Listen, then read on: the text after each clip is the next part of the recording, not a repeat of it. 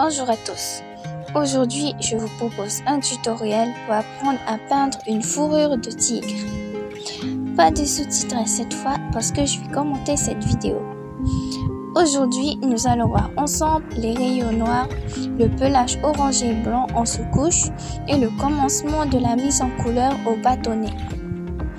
Au total, ce tuto dure environ 1 heure, mais je l'ai coupé en 2, sinon on va y passer plusieurs heures dessus.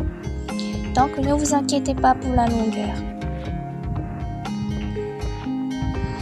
Pour faire la sous-couche, j'utilise mes crayons pastel. Dans le tuto de l'œil de tigre que nous avons vu précédemment, nous avons commencé à hachurer les rayures dans le sens du poil. Maintenant, nous allons terminer ceux qui sont sur le front. Ok, maintenant prenons notre crayon blanc pour hachurer la fourrure blanche qui est près de l'œil.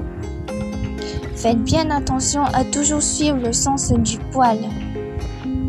Pour la partie blanc cassé, je vais prendre du jaune crème et je fais des hachures.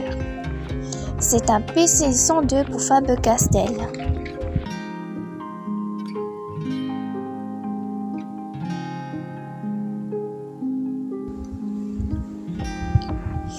Maintenant, pour la partie orangée, je prends le PC 106.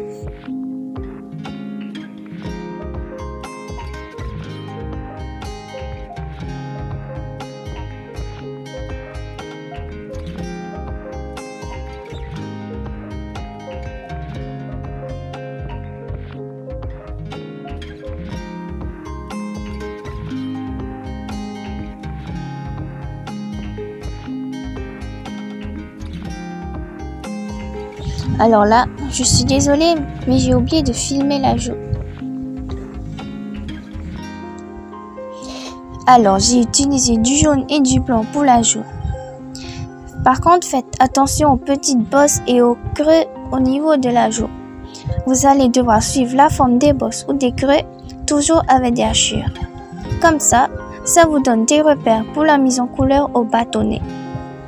Et ça vous évite aussi d'avoir un rendu plat. Je continue la partie orangée de la joue avec le PC 183. C'est un ocre jaune.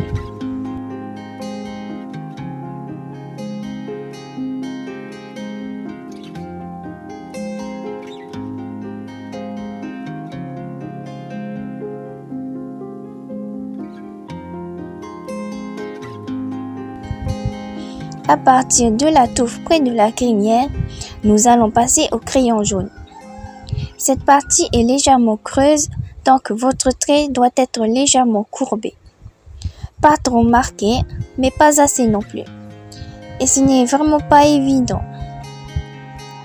Pour les touffes de poils près de l'oreille, nous allons faire un dégradé de orange et de jaune. Vous voyez que la lumière vient du haut. Pour ombrer le orange, utilisez du marron. Moi, j'ai utilisé du orange, mais si vous préférez bien séparer les couleurs, le mieux c'est de prendre du marron ou bien une couleur très foncée qui va avec.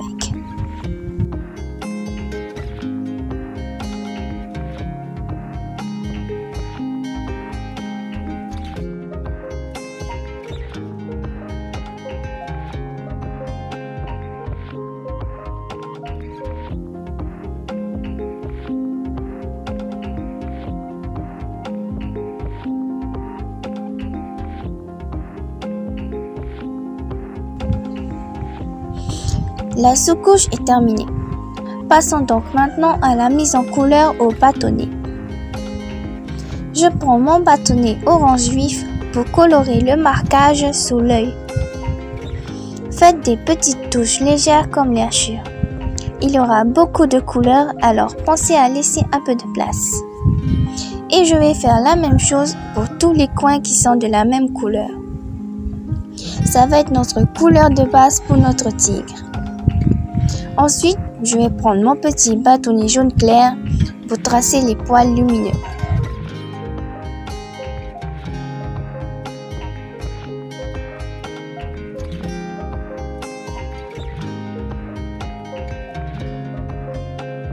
Voilà.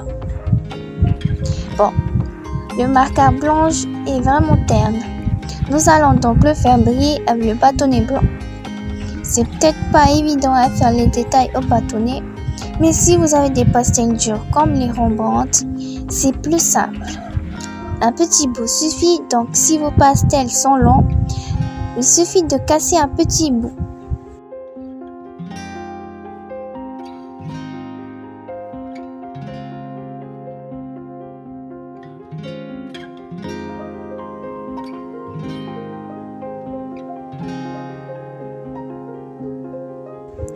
Voilà, c'est beaucoup mieux comme ça, vous trouvez pas?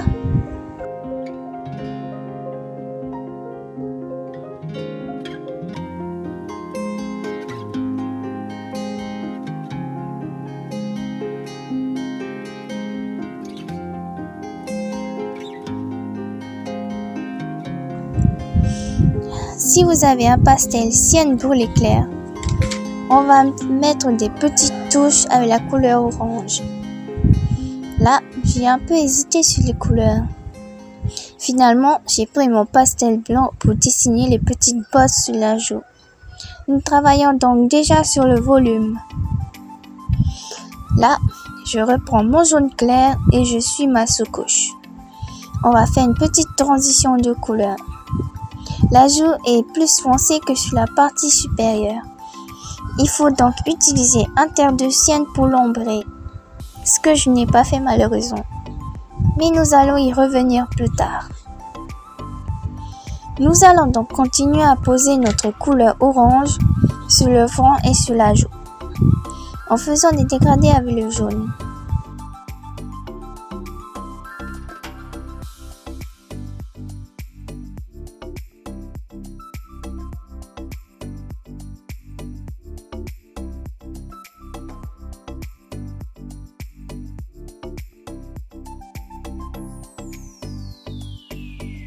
Alors là, j'ai pris un pastel ocre jaune très foncé pour ombrer la partie claire. Quand on regarde de plus près, ça ressemble beaucoup à du vert kaki, mais ce n'est pas du vert. C'est bien du ocre jaune, mais il est très foncé. Maintenant, passons à la dernière étape de cette vidéo. Prenez votre bâtonnet noir pour les rayures.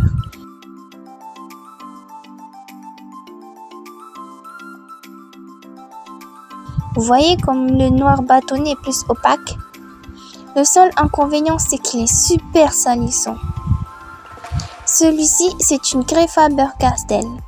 Donc si vous avez la version Rembrandt, c'est encore mieux.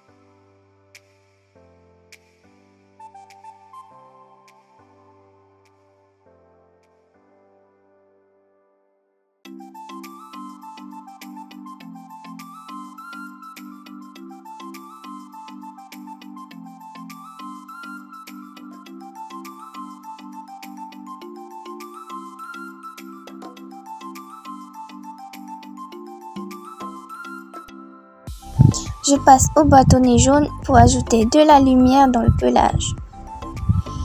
Et avec ça, la partie 1 du tuto est terminée. Merci à vous, chers abonnés ou visiteurs, d'avoir visionné cette vidéo. Si vous l'avez aimé, n'oubliez pas le petit pouce bleu. Ça m'encouragerait beaucoup à continuer mes vidéos. Vous pouvez suivre les prochaines vidéos en vous abonnant en cliquant sur la cloche de notification. À la prochaine, salut!